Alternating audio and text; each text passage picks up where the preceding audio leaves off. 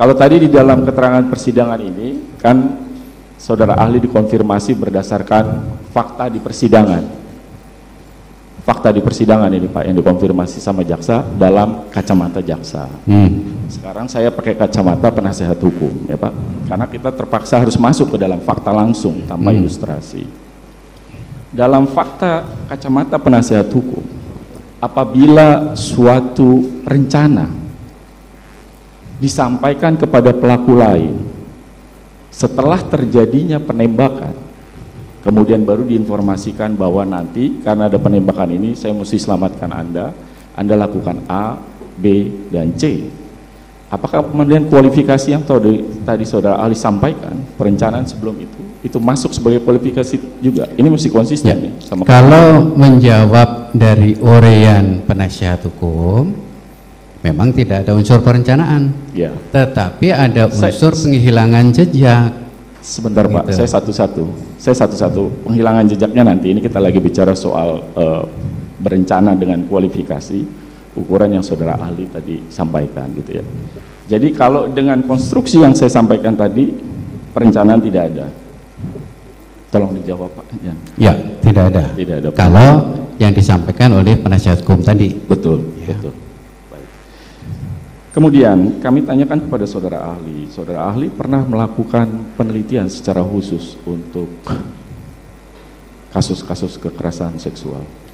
Kekerasan seksual tidak saya pelajari secara khusus, tapi saya mempelajari hasil penelitian tentang kekerasan seksual. Boleh sebutkan satu di antara? Satu yang penting yang kemudian berbeda dari yang lain adalah penelitian yang dilakukan oleh Menagim Amir tentang victim precipitated forcible rape.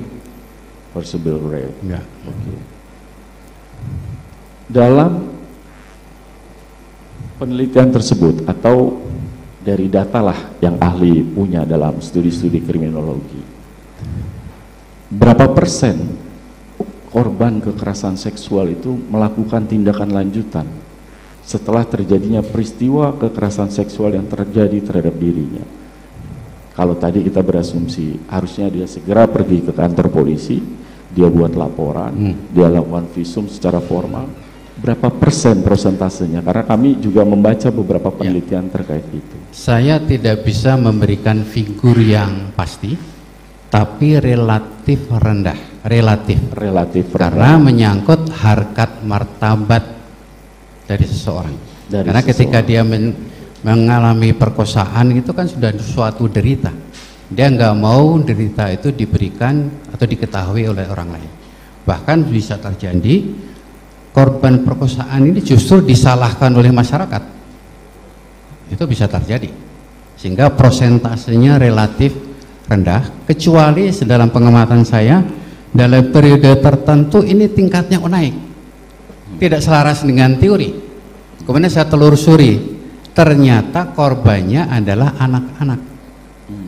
Yang kemudian melaporkannya adalah orang tuanya. Wakilnya. Iya. Kemungkinan karena kalau orang dewasa dia menyadari betul, kalau anak-anak dia masih bisa dituntun untuk menyampaikan laporan ya. Baik. Saudara ahli, dalam kaitan dengan